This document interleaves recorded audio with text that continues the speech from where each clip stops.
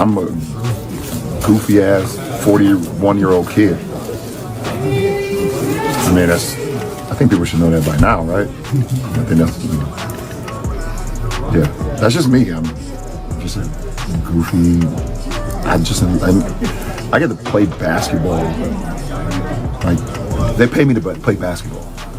Like, why wouldn't I be happy about that? I get to be with my son and my teammates and people, all these unbelievable fans. They've watched me throughout my career and they give me all the support and love. And it's like I enjoyed my, is it work? I enjoy what I do. So have fun. You see me on the court, see me in the back. I just love what I do. So it's pretty cool. LeBron James just fueled a conversation that many fans believe has been brewing for years. As the Los Angeles Lakers struggle and losses continue to stack up, critics argue that their 40-year-old superstar appears locked in on personal milestones, checking box scores during breaks, protecting scoring streaks, and adding numbers even in late-game situations. Meanwhile, the team's bigger issues remain unresolved. Supporters see leadership and consistency. Detractors see a focus on legacy over results. With frustration growing and questions getting louder, the spotlight is once again on LeBron, and the debate over what's really driving this era isn't slowing down anytime soon. James off the window. LaRavia to James, 3-on-1 developing. Jackson Hayes, big finish. Is LeBron James chasing numbers at the cost of wins? Or are we simply watching a legend battle against time in the only way he knows how? That's the question fans can't stop asking. After openly admitting he pays close attention to his stats, the reaction has been split. Some see it as honesty and competitive drive. Others view it as proof that individual milestones are taking priority while the Los Angeles Lakers struggle to stay afloat. In a league where legacy and production are constantly measured, every move gets magnified, especially when it's LeBron. So what's your honest take? Is this stat padding, or just the mindset of an all-time great who refuses to slow down? Drop your thoughts in the comments. I'm a guy that goes to the bench and I like to look at the stat sheet. I like to look at what I'm shooting from the field. Like I like to be super efficient. I'd be lying to say that I don't know how many points I have at any given moment of the game. LeBron James didn't dance around it. He openly admitted that he checks the stat sheet during games, tracks his shooting percentages, and knows exactly how many points he has at any moment. That quote has added serious fuel to the fire. Critics hear it and believe it confirms their suspicions that personal numbers stay top of mind even while the Los Angeles Lakers are fighting to win. They argue that instead of focusing purely on adjustments, defensive schemes, or the scoreboard, his attention is partially locked in on individual production. Supporters, however, see it differently, as the mindset of a hyper-aware competitor who understands every detail of his performance. Either way, his own words have intensified the debate about where individual legacy ends and team responsibility begins. Sar's not one of them yet. Oh, there it is. Triple-double. There it is. Now he looks to JJ. Get me out of here. Timeout. Yeah, exactly. I'm done. It's almost like the people behind the Laker bench know the stats as well. And to critics, this doesn't feel like breaking news. It feels like confirmation. They point to past clips of LeBron James glancing at the stat sheet coming out of timeouts, moments that have circulated online and fueled speculation about where his focus lies. Teammates have even joked in interviews about another milestone night being on the way before tip-off, which only adds to the narrative. Supporters argue that being aware of records and production doesn't mean ignoring the game plan, especially for a veteran who has spent decades mastering the flow of basketball.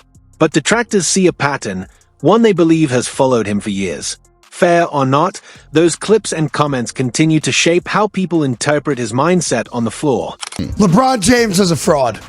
LeBron James, once again, proves that he's a pat-standing clown and should never again ever be mentioned in the same breath as the greats who have ever played this great game that we call National Basketball Association basketball. Critics argue the pattern goes beyond just glancing at a stat sheet.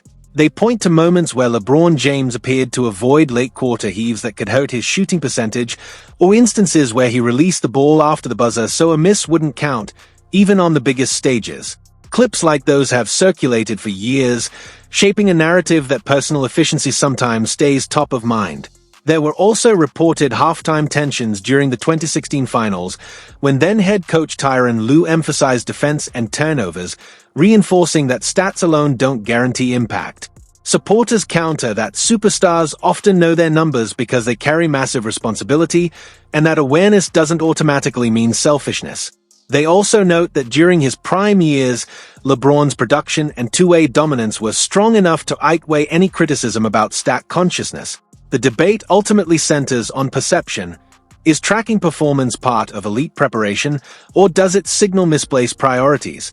One might say to themselves, why does a guy at 41 years old who couldn't play against the San Antonio Spurs because allegedly he had a bad ankle and couldn't go? We know what he's really doing, folks. He's waiting to play against lesser opponents so he can stat pad because that's what he does. More recently, critics point to a blowout loss against the Phoenix Suns as the clearest example of their concerns.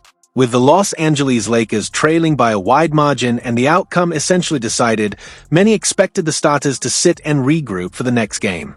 Instead, LeBron James remained on the floor, continuing to score until he reached double digits, extending his long-running streak of 10 or more points in every game. To critics, that moment symbolized individual milestones taking priority during garbage time. Supporters, however, argue that competitive players rarely concede possessions and that maintaining rhythm, even in a loss, can matter over the course of a season. As with most things involving LeBron, the interpretation depends on which side of the debate you're on. LeBron, they're the best team in the league, and they're a good measuring stick when you play them. Where are you seeing the gaps between like where they're at and the things they do well consistently versus like kind of the build that you guys are trying to put together? You want me to compare us to them? No, I want to know where you think though that like sort of as this team is on its like. That's a championship team right there. We're not.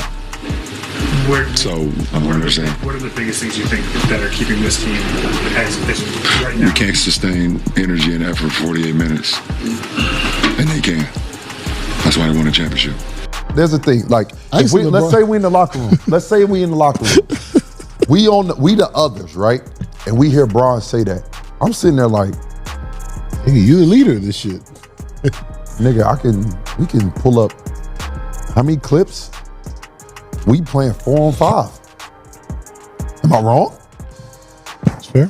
So my thing is, when you calling out people, you gotta lead by example, correct? For critics, that sequence felt symbolic. They argue it showed how personal milestones can overshadow the bigger picture for LeBron James.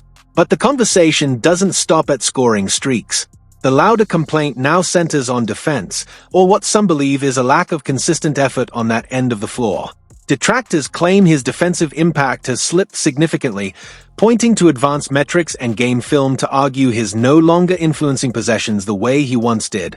Supporters counter that at 40, energy management is real, especially for someone still carrying a major offensive load for the Los Angeles Lakers. They say flashes of strong rotations, chase down blocks, and positional awareness are still there, just not on every single play. The divide comes down to interpretation. Is this natural decline in selective effort from a veteran preserving his body, or is it a costly drop-off hurting the team's overall competitiveness? Critics take it a step further, arguing that LeBron James conserves energy on defense and leaks out early to create transition chances. They point to his fast break scoring as evidence of that strategy, claiming some of those buckets come from anticipating outlets rather than staying engaged in half-court defense. Supporters counter that reading the floor and getting ahead in transition has always been part of his basketball IQ, and that quick strike offense can shift momentum even for the Los Angeles Lakers. The disagreement isn't about whether the highlights look impressive, it's about the trade-off. Does gambling for early offense help more than it hurts, or does it occasionally leave teammates scrambling behind the play? As with most debates surrounding LeBron at this stage of his career, the answer depends on how you weigh efficiency, effort, and team impact. Critics point to specific clips they believe show the problem clearly, moments where LeBron James appears to remain near the opposing basket waiting for an outlet pass while the Los Angeles Lakers are left defending with fewer players behind the play. They also highlight sequences where he shifts early into rebounding position, occasionally giving his assignment space that leads to second chance points. To them, it looks like a focus on transition scoring and box score production over defensive balance.